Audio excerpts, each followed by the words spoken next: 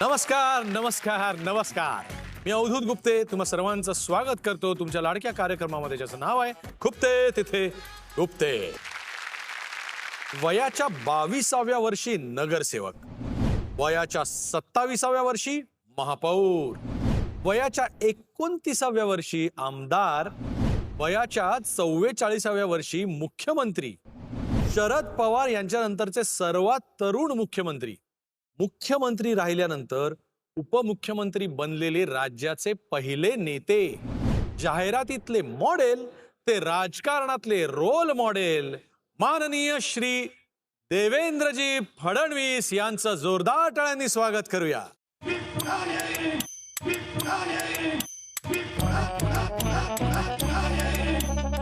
माझी खूप टिंगटवाळी अनेकांनी केली, पण मी आलो आणि यांनाही घेऊन आलो. मग स्पष्टच विचारू का? उद्धव ठाकरे, मैं कांच के घर में नहीं रहता, तुम कांच के घर में रहते हो और कांच के घरों में रहने वाले दूसरों पर पत्थर नहीं फेंका करते.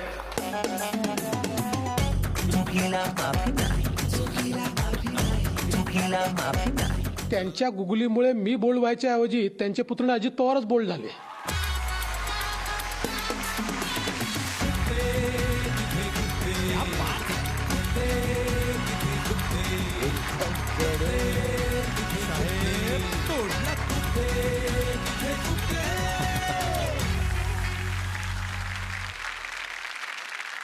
देवेंद्रजी, अख्खा महाराष्ट्र इतके एपिसोड्स, इतके आठवडे तुमची ह्या कार्यक्रमामध्ये येण्याची वाट पाहत होता. अखेर तुम्ही आलात.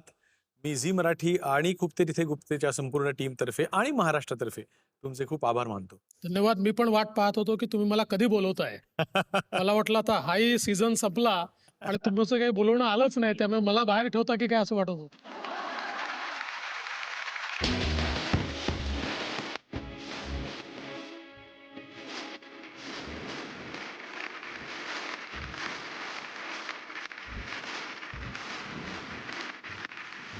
तर साहेब, अशा आमच्या टोचणाऱ्या ह्या सिंहासनावर तुम्ही विराजमान झालेला आहातच, तर तुम्ही बोचणाऱ्या प्रश्नांनाही तयार आहात असं मी मानतो आणि प्रश्नांकडे येतो.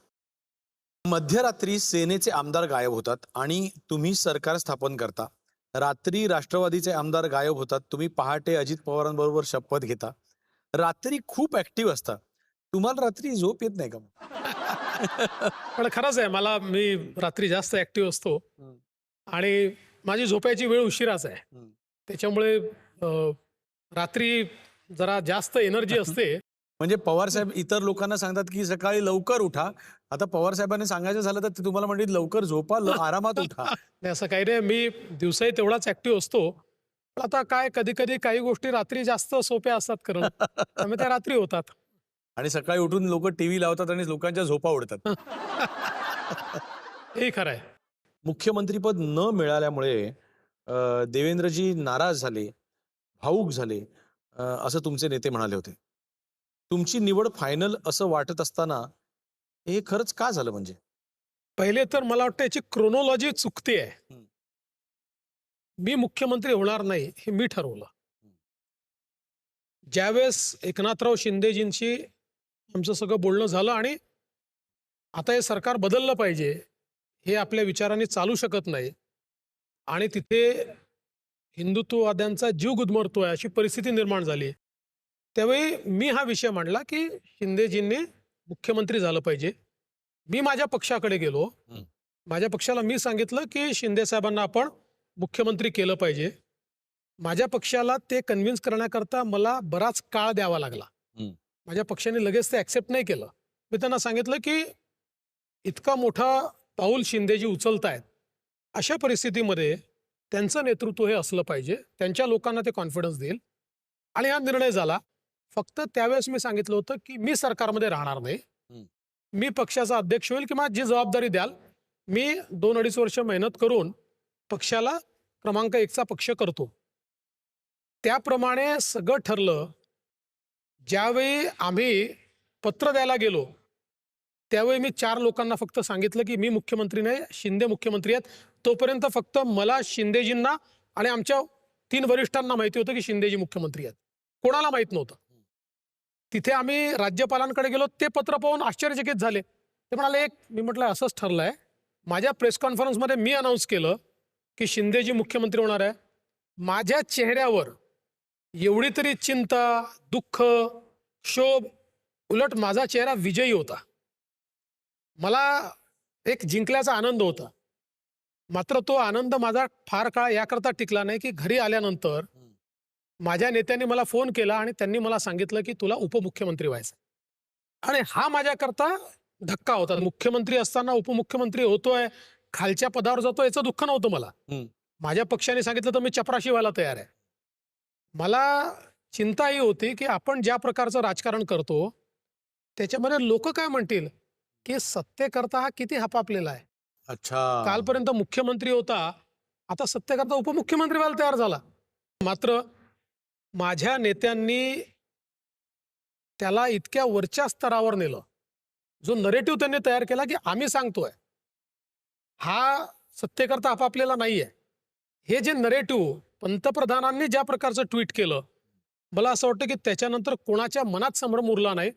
उलट कदाचित मुख्यमंत्री होऊन जी प्रसिद्धी मला मिळाली असती किंवा जो एक माझ्याबद्दलची भावना तयार झाली असती, त्यापेक्षा अधिक भावना संपूर्ण देशामध्ये उपमुख्यमंत्रीपद स्वीकारल्यानंतर माझ्याबद्दल. वा. वेषांतर केलं तरी सहज ओळखू येणारे नेते म्हणजे तुम्ही आणि एकनाथ शिंदे. तरी तुम्ही वेषांतर करायचा म्हणजे नक्की कसे कपडे घालायचे? काय वेषांतर नाही, करायचं? काय फार वेषांतर वगैरे मी केलं नाही. 1-2 वेळा मी आपलं हुडी वगैरे घातली असेल. ते काय झालं की माझी पत्नी गमतीत गमतीत अनेक गोष्टी बोलते आणि मला ते सहन करावं लागतं.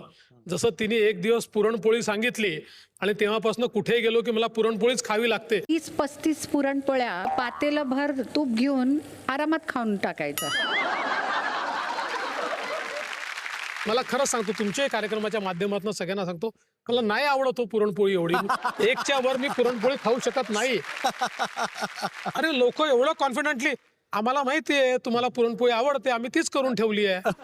काय त्यांना उत्तर द्यायचं? म्हणून आज तुमचा कार्यक्रम फार जास्त पाहिला जातो. म्हणून याच्या माध्यमातून मी सगळ्यांना विनंती करतो, मला पुरणपोळी फार आवडत नाही. एखादी मी खाऊ शकतो, त्यामुळे त्याच्या व्यतिरिक्त दुसरं काही गोड केलं, मोदक वगैरे, तर अधिक बरा. आणि आता वेळ झालेली आहे ती खुर्ची फिरण्याची.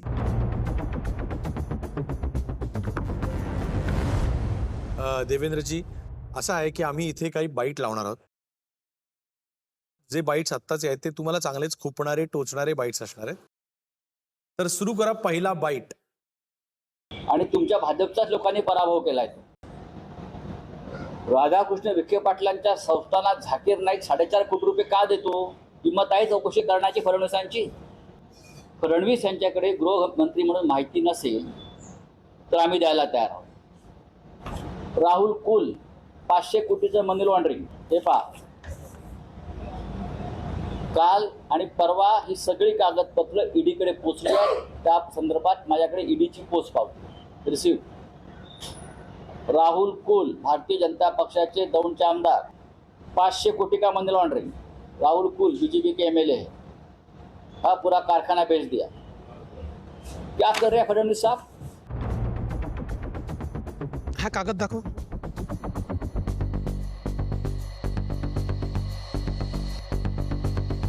संजय राउत 1000 कोटी रुपये का घोटाला किया. क्या कर रही है ईडी?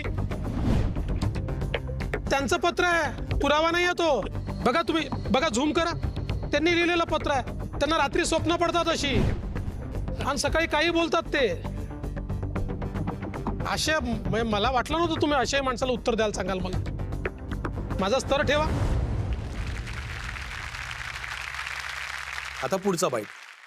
1977 साली आम्ही सरकार बनवलं, पण त्याच्यामध्ये भाजपचा मांडवर होता उत्तमराव पाटील. हल्ली लहान मुलं होती त्यावेळेला, त्यामुळे त्यांना कळलं नसेल, त्यांना कदाचित पूर्वीचा इतिहास माहीत नसेल, पण त्याच्या माहितीसाठी सांगतो. की मी जे सरकार बनवलं ते सगळ्यांना घेऊन केलं. त्याच्यामध्ये त्यावेळेचा जनसंघ त्याची उत्तरासाठी ते उपमुख्यमंत्री होते. त्याच्यानंतर हर्षू अडवाणी आणखी काही सदस्य होते. पण मला वाटतं हे प्राथमिक शाळेत कदाचित असतील, त्यामुळे त्यांना त्या काळाची फारशी माहिती नसेल आणि त्या अर्जांना होती ते असे स्टेटमेंट करतात. यापेक्षा जास्त काही भाष्य करायची गरज नाही. मी हेच सांगितलं की 1978ला पवारसाहेब वसंतदादा पाटलांच्या मंत्रिमंडळात होते. 40 लोक घेऊन बाहेर पडले. आम्ही विरोधी पक्षात होतो, भारतीय जनता पार्टी. आमच्यासोबत आले आणि सरकार स्थापन केलं पुलोत्सव.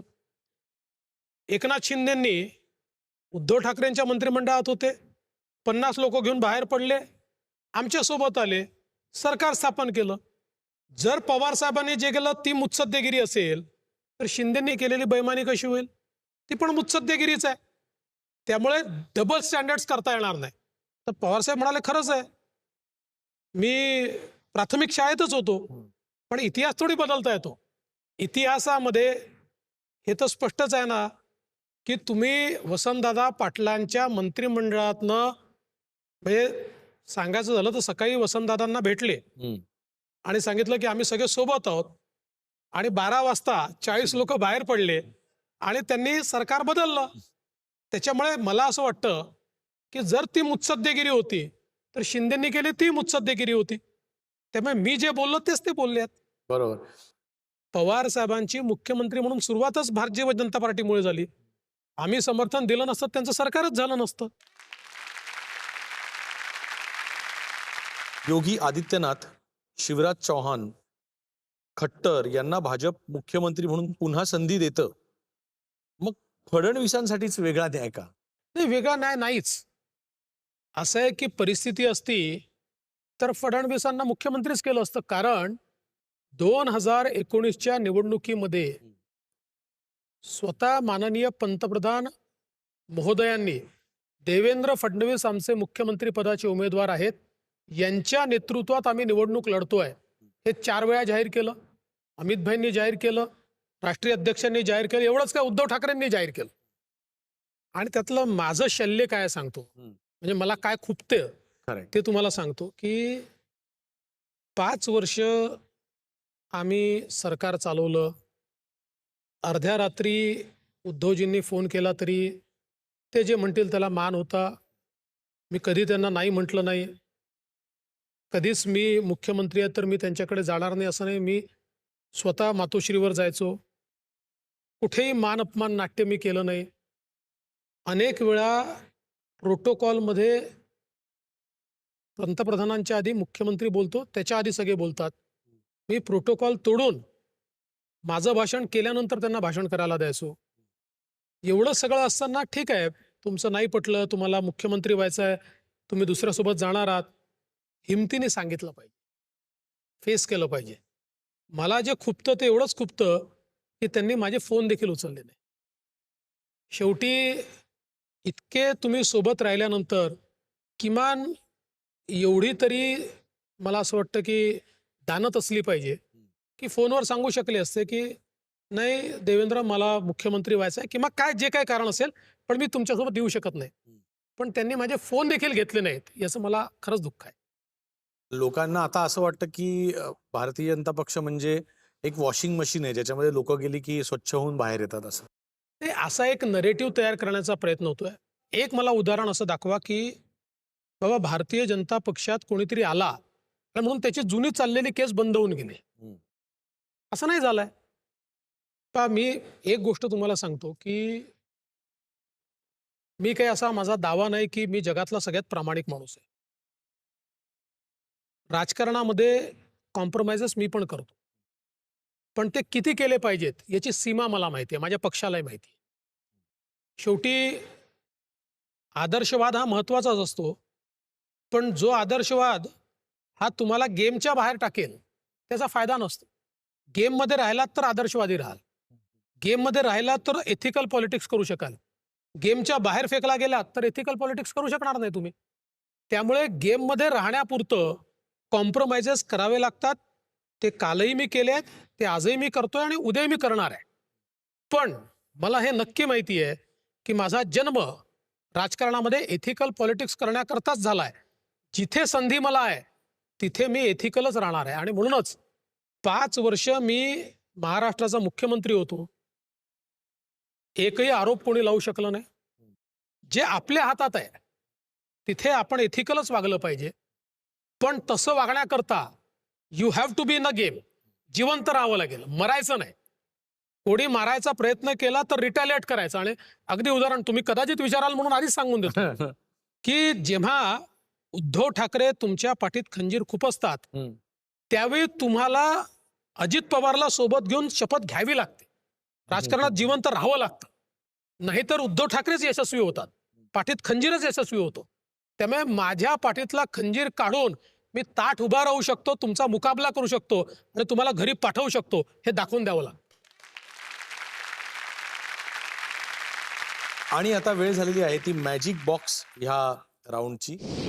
देवेंद्रजी, ह्या मॅजिक बॉक्समध्ये ह्या वेळेस आम्ही ठेवलेली आहेत काही बक्षिसं किंवा गिफ्ट्स. आणि ही गिफ्ट्स तुम्ही कुणाला पाठवाल, कुणाला द्याल, हा प्रश्न आहे तुम्हाला. सगळ्यात पहिल्यांदा आहे नारळ. नारळ देणे महाराष्ट्राच्या संस्कृतीमध्ये नारळ देणे म्हणजे धन्यवाद आलात, परत भेट इधर मिले ऊपर मत मिलो. धन्यवाद. नारळ मी संजय राऊत साहेबांना पाठवतो.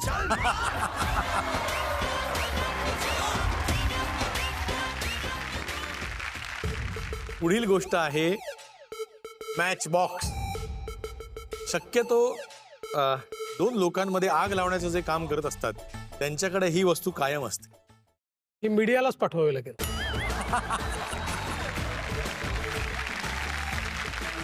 पुढचं बक्षीस आहे किंवा गिफ्ट आहे चष्मा. नीट दिसत नसल्यासाठी याचा उपयोग जवळचा आहे की दूरचा आहे याच्यावर डिपेंड करतं कोणाला पाठवायचं. दोन्ही सांगा. जवळचं असेल तर कुणाला पाठवतं? जवळचा असो का दूरचा असो, ज्यांना राजकारणामध्ये जवळचं आणि दूरचं नसतं, दिसून न दिसल्यासारखं अनेक लोक करतात, अशांना तो चष्मा पाठवावा लागेल. पुढील बक्षीस अर्थात हा कोणाला खाण्यासाठी नाही पाठवायचा हे सगळ्यांना कळलेलं आहे. हा प्रातिनिधिक आहे. चमच्याकडेच चमचा पाठवावा. नेत्यांचे जे ट्विटर हँडल आहेत त्याच्या खाली जे व्यक्त होतात त्यांच्यात संख्या कोणाची जास्त आहे त्याच्या आधारावर पाठवावं लागेल.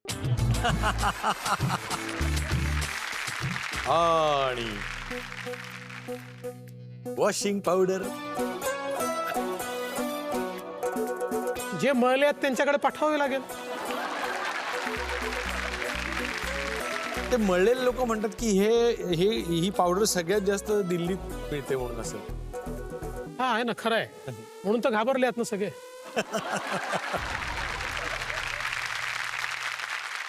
मोदीजी पावडर घेऊन नाही फिरत, मोदीजी सोटा घेऊन फिरतात. आणि जे लोक मळलेले आहेत त्यांना लाईनीवर आणतात. खूप छान उत्तरं दिलेली आहेत. हा राऊंड इथेच संपतो. आणि आता वेळ झालेली आहे ती फोन राऊंडची. महाराष्ट्राचे उपमुख्यमंत्री माननीय श्री देवेंद्रजी फडणवीस हे फोन उचलल्यानंतर तो फोन कुणाला लागतो, कुणाला ते फोन लावतात याकडे आमचे डोळे आतुरलेले आहेत.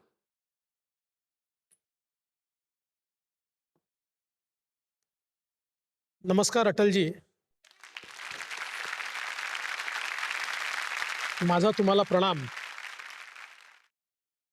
फोन लावण्याचं कारण असं की मला अतिशय आनंद वाटतोय की जी स्वप्न तुम्ही पाहत होतात ती स्वप्न आज मोदीजींच्या नेतृत्वात पूर्ण होत आहेत. मला आठवतं की संसदेमध्ये तुम्ही पंतप्रधान असताना एकदा तुम्हाला हिणवलं होतं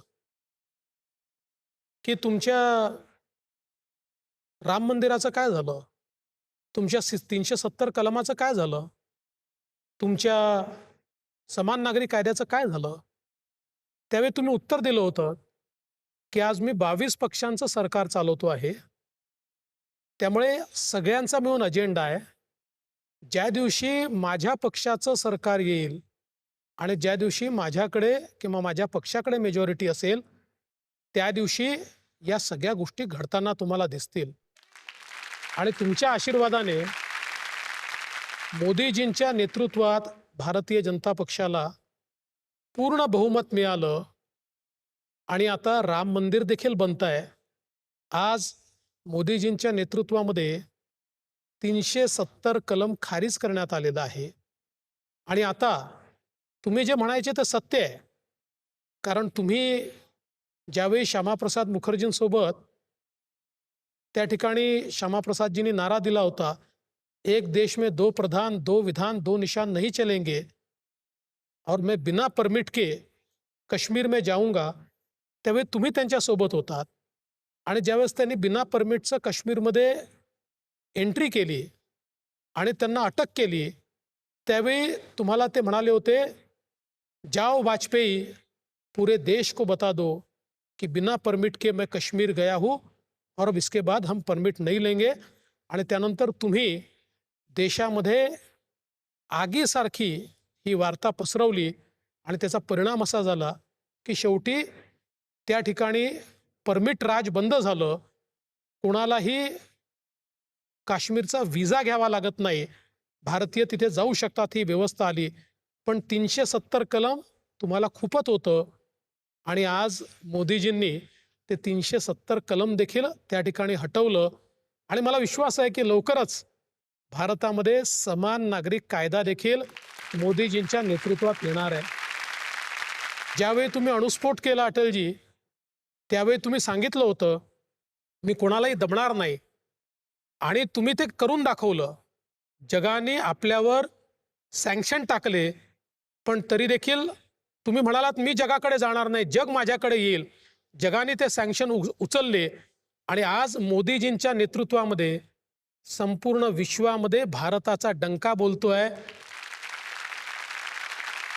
तुम्ही संसदेत सांगितलं होतं की सरकारें आएगी जाएगी, पार्टियां बनेगी बिगड़ेगी, ये देश रहना चाहिए. याच मंत्रावर आज आम्ही काम करतोय, या देशाकरताच काम करतोय. मला विश्वास आहे मोदीजींना आणि आम्हाला तुमचा आशीर्वाद हा प्राप्त होतच असेल, तो असाच तुम्ही द्यावा ही तुम्हाला विनंती आहे.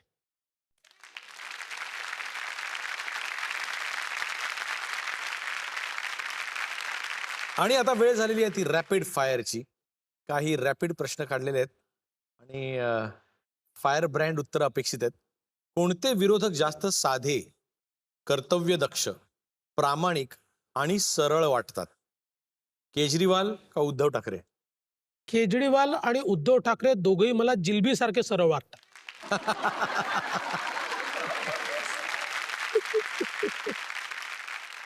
महाराष्ट्राचा भावी युवा नेता कोण, जो अभ्यासू, संयमी आणि दूरदर्शी वाटतो?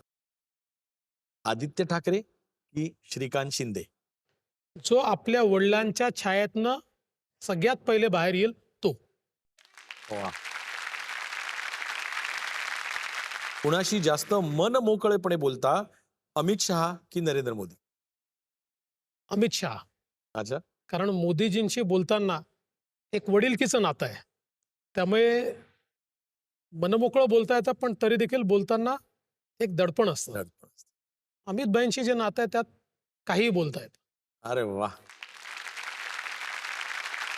एकदाच काय ते सांगून टाका, विदर्भ वेगळा पाहिजे की नको? माझ्या पक्षाची भूमिका ही छोट्या राज्यांची आहे आणि ती आजची नाही आहे, ती 1980 पासूनची आहे. जी माझ्या पक्षाची भूमिका असते तीच माझी भूमिका असते. मात्र आज महाराष्ट्रामध्ये उपमुख्यमंत्री म्हणून काम करत असताना विदर्भावर अन्याय होणार नाही हे देखील मी बघतो, आणि विदर्भातला असलो तरी राज्याच्या इतर भागावर अन्याय होणार नाही हे देखील मी बघतो.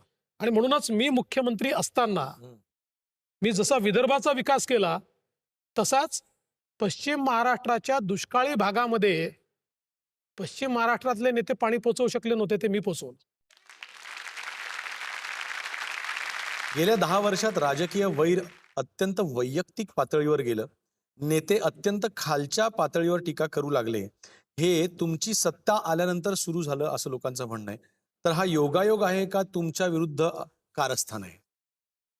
खरं म्हणजे हे कधी सुरू झालं असं जर तुम्ही मला विचाराल तर मी तुम्हाला पुराव्यासहित सांगू शकेल की महाविकास आघाडीचं सरकार जेव्हा आलं आणि उद्धवजी मुख्यमंत्री झाले आणि त्यानंतर महाविकास आघाडीचे नेते आणि त्यांच्या कार्यकर्त्यांच्या टीम यांनी जी वैयक्तिक खालची पातळी गाठली ती मला असं वाटतं की महाराष्ट्राच्या राजकीय कल्चरला एक कलाटणी देणारी होती आणि वाईट कलाटणी देणारी होती. तिथनं ते सुरू झालं. म्हणजे वैयक्तिक टार्गेट करणं, घरच्यांना टार्गेट करणं, पत्नीला टार्गेट करणं, अतिशय अश्लील लिहिणं, वाईट लिहिणं आणि नेत्यांनी त्याचं समर्थन करणं, नेत्यांनी टोमणे मारणं, हे तेव्हापासून सुरू झालं. आणि मग याचं भीष्म पितामह कोणाला म्हणता येईल? तर ते अर्थातच संपादकांना म्हणता येईल.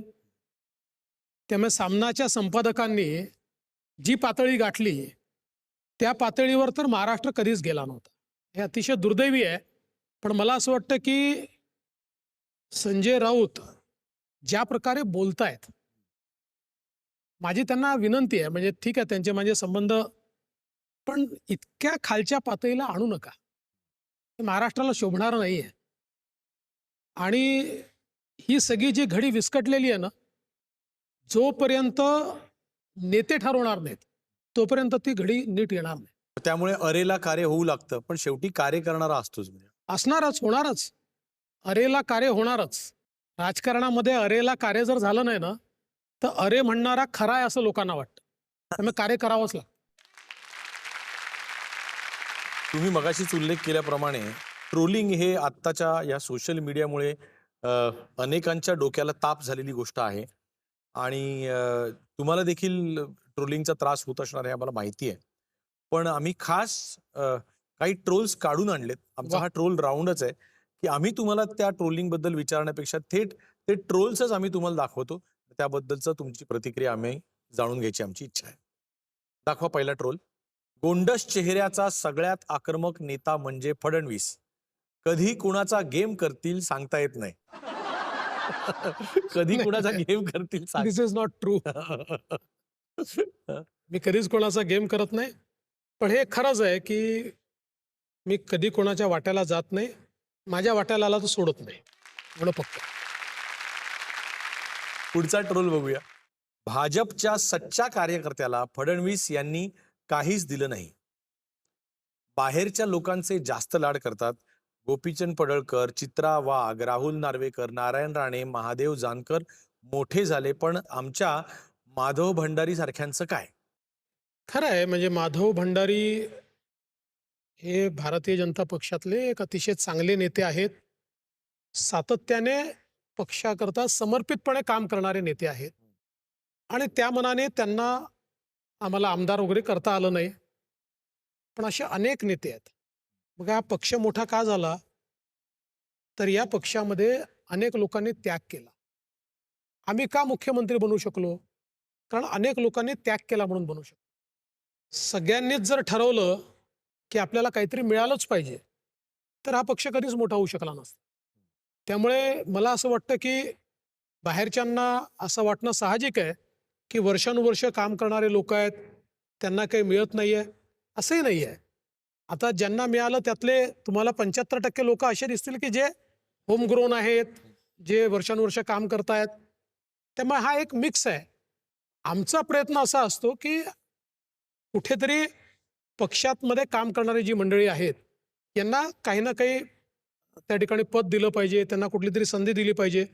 कधी देता येते, कधी देता येत नाही. पण निश्चितपणे त्यांच्या प्रती आम्ही म्हणजे आमची कृतज्ञता व्यक्त करू इच्छितो की अशा या शेकडो, हजारो, लाखो कार्यकर्त्यांमुळेच आज भारतीय जनता पक्ष इथपर्यंत पोहोचला. आता वेळ झालेली आहे खुर्ची पुन्हा एकदा फिरण्याची. परंतु ह्या वेळेला खुर्ची जी फिरणार आहे ती काही टोचलेले बाईट्स बघण्यासाठी नव्हे, तर काही आवडतील असे बाईट्स बघण्यासाठी. बघूया बाईट.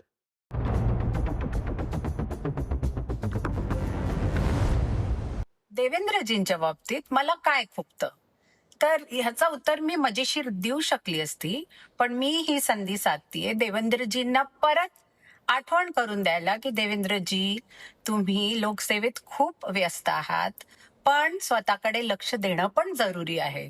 कधीही कितीही वाजता झोपणं वेळी अवेळी, कमी झोप घेणं, खाण्यापिण्यात जिथे जे खायला मिळालं ते खाणं आणि व्यायामासाठी वेळ न मिळणं, या गोष्टी लॉंग टर्म मध्ये तुमच्या हेल्थसाठी चांगल्या नाही आहेत.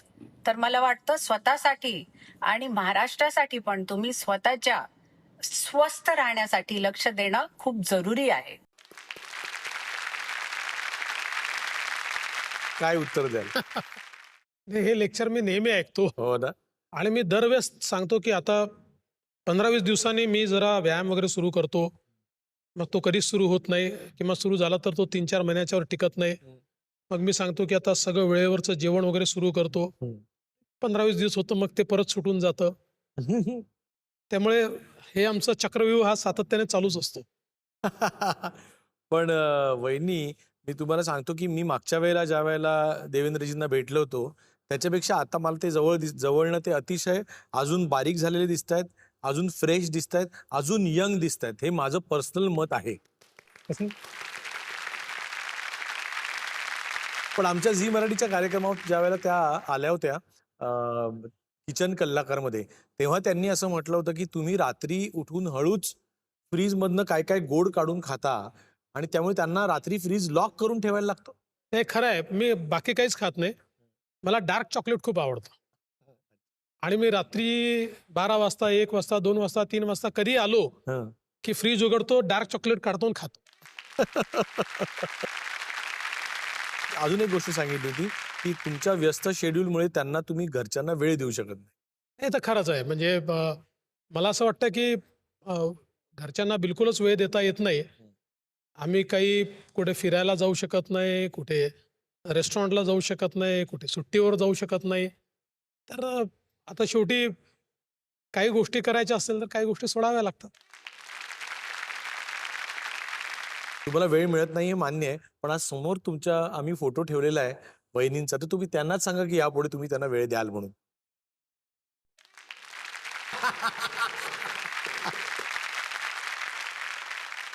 पुढचा बाईट बघूया. तो त्या प्रत्येक कठीण परिस्थितीला धीरोदात्तपणे तोंड देतो आणि स्वतःला सिद्ध करतो प्रत्येक गोष्टीमध्ये. 24/7 काम करत असतो.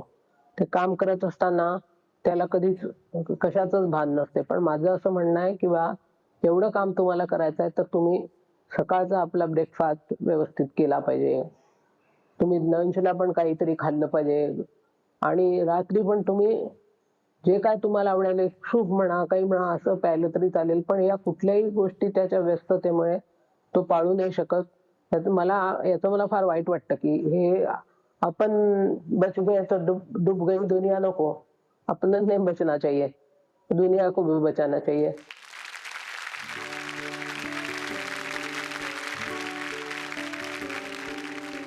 काय सांगाल आईंना? खरं म्हणजे माझे वडील तर आम्ही बरंच लहान होतो तेव्हा वारले. त्यामुळे जे काही घडत असताना आईचाच एक अतिशय खंबीर असा सपोर्ट होता आणि आईची मतं खूप पक्की असतात. आणि सगळ्यात महत्त्वाचं असं आहे की बरेचदा आईचं म्हणणं मला पटत नाही, पण मला हे माहिती असतं की politically she is more correct. तिचं बऱ्याचशा सिच्युएशनवरचं जे आकलन असतं ते एकदम करेक्ट असतं. त्यामुळे ती कधी एखाद्या गोष्ट ज्यावेळेस व्यक्त करते, मी जरी मला ते पटलं नाही तरी माझ्या डोक्यात माहिती असतं की म्हणते ते बरोबर आहे. आणि मला असं वाटतं की म्हणजे आम्हाला जी स्ट्रेंथ मिळाली ती तिच्यामुळेच मिळाली. वा. वेळ झालेली आहे खुर्ची परत पूर्व ठिकाणी आणून ठेवायची.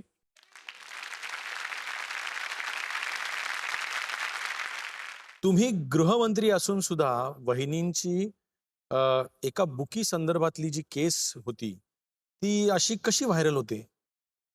पहिली गोष्ट तर अशी आहे की एका बुकीने, आणि तो केवळ बुकी नाही आहे तर 7 वर्ष झाले फरार आहे. आणि मागच्या सरकारमध्ये त्यांनी जे काही त्याची ऍडजस्टमेंट असेल त्याच्या आधारावर स्वतःच्या केसेस मागे घेणं सुरू केलं होतं. सरकार बदललं. सरकार बदलल्यावर त्यांच्या हे लक्षात आलं की आता कदाचित माझ्या केसेस वापस जाणार नाहीत. आणि म्हणून त्यांनी मग त्यांची मुलगी, यंग मुलगी आहे, वकील आहे का काय, ती फॅशन डिझायनर आहे, तिला अमृताकडे पाठवणं सुरू केलं. आणि तिने पहिल्यांदा येऊन की माझी आई वारली, मी तिच्यावर पुस्तक लिहिलं आहे, माझं पुस्तक तुम्ही पब्लिश करा, मग मी डिझायनर आहे, माझी साडी जर तुम्ही घातली तर माझं नाव होईल, असं करून तिने त्या ठिकाणी सलगी वाढवली. आणि त्याच्यानंतर तिने काही व्हिडिओज तयार केले. आता व्हिडिओ कसे आहेत, एका ठिकाणी तिसरीकडे एका बॅगेमध्ये ती पैसे भरते आणि नंतर तशीच बॅग ती आमच्याकडच्या एका बाईला देते, असा व्हिडिओ तयार केला. आता फॉर्च्युनेटली शेवटी परसेप्शननी चालतं. असा व्हिडिओ जर कोणाकडे गेला असता तर त्यांनी म्हटलं असतं तुम्ही घेतलेच आहेत. फॉर्च्युनेटली त्यावेळी तिने ज्यावेळेस आमच्या बाईला दिलं तो म्यूट होता, पण त्यात आमच्या बाईने सांगितलं की तिने ह्याच्यात दिविजाकरता कपडे दिले आहेत. आमच्या बाईने तो उघडला. आणि अशा व्हिडिओमध्ये ते दिसत नाही, पण ज्यावेळेस फॉरेन्सिकला पाठवलं, फ्रेम टाईट केली, टाईट केल्याबरोबर दिसतंय इकडे बॅग पूर्ण भरलेली आहे पैशानी, ही बॅग रिकामी आहे, 2 कपडे त्याच्यामध्ये दिसत आहेत आणि दोन्ही बॅगमधलं अंतर फॉरेन्सिकने सांगितलं. असे 4-5 व्हिडिओ तयार केले आणि ते माझ्या पत्नीला पाठवलं आणि सांगितलं आमच्या केसेस परत घ्या, आम्हाला 10 कोटी रुपये द्या, नाहीतर हे सगळं आमचं. 2 मोठ्या नेत्यांची नावं घेतली, या नेत्यांशी आमची ओळख आहे, आम्ही हे त्यांच्याकडे पाठवू. त्यांच्याकडे गेलं की देवेंद्रजींचं गृहमंत्रीपद गेलं. आणि त्या 2 नेत्यांची आमची ओळख आहे हे सांगताना त्यांनी त्यांच्यासोबत झालेले संवादाचे क्लिपिंग देखील पाठवले. अरे बापरे. तर जसं ते माझ्या पत्नीने मला दाखवलं, मी म्हटलं तू काही केलंय का? नाही ना, काळजी करू नकोस. इमिजिएट पोलीसमध्ये गेलो, तक्रार नोंदवली, पोलिसांना सांगितलं FIR नोंदवा. FIR नोंदवला.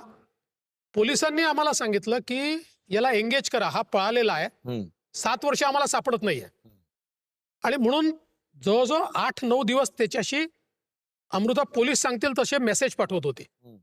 आणि त्याला उत्तर जे आहे ते तो व्हॉइस क्लिपने द्यायचा.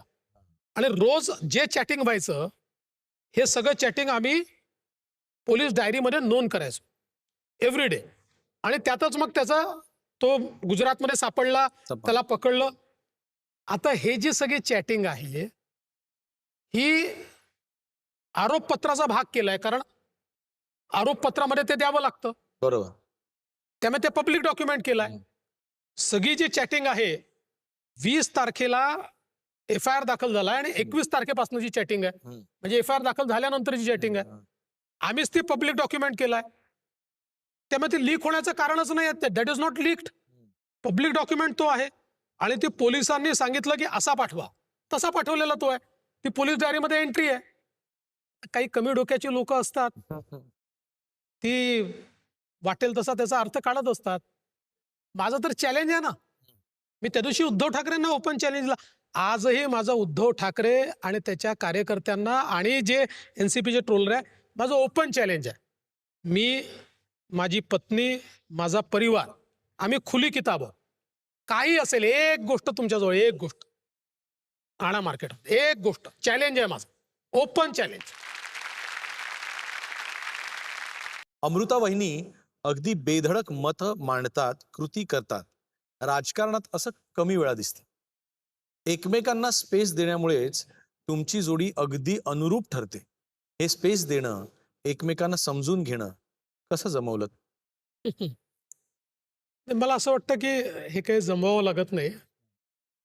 पहिल्या दिवशीपासून आमचा ॲग्रीमेंट होता की तिने तिचं जीवन जगायचं आहे, मी माझं जीवन जगायचं आहे. व्यक्ती म्हणून तिची काही मतं आहेत, मला पटतात असं नाही आहे. अनेक मतं नाही पटत, अनेक तिची कृती देखील मला पटत नाही, पण तो तिचा अधिकार आहे. तुला जर समजा इतकं स्ट्रेट फॉरवर्ड राहायचं असेल तर हा त्रास सहन करावा लागेल. कारण अजूनही आपल्या समाजामध्ये आपण किती पुढारलेले सांगितलं तरी महिलांनी इतकी मोकळी मतं मांडणं, बरोबर, हे फार काही पचत नाही. आणि राजकारण्यांना तर बिलकुलच पचत नाही. पण मी हे निश्चितपणे सांगतो की तिची मतं मला पटत नाहीत, पण ती मतं मांडण्याचा तिला अधिकार आहे वा. आणि तुम्ही कधीच हिरावून घेणार. वा वा वा वा. देवेंद्रजी, तुम्हाला आयुष्यात नक्की असं काय खुपलं म्हणून तुम्ही स्वतःला इतकं टफ बनवलं? अनुभवच तुम्हाला टफ बनवतात. शेवटी मला असं वाटतं की वडिलांच्या जाण्यानंतर एक वेगळं जीवन त्या ठिकाणी जगायला मिळालं.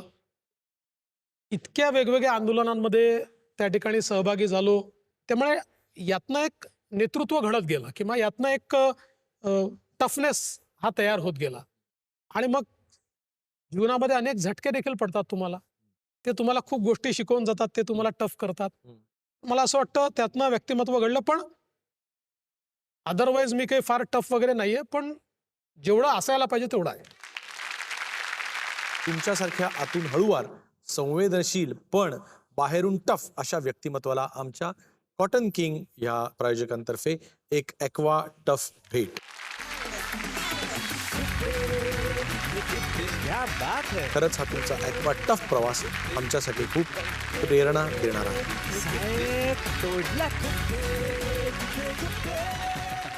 तुमचा पुढील प्रवास असाच आनंदी आणि आरोग्यमयी व्हावा ही इच्छा व्यक्त करत आम्ही तुम्हाला देत आहोत आमचे प्रायोजक अमृत नोनी तर्फे एक गिफ्ट हॅम्पर.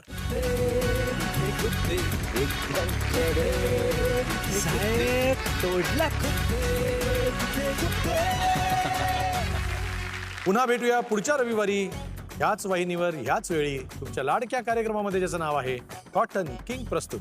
गुप्ते तिथे गुप्ते.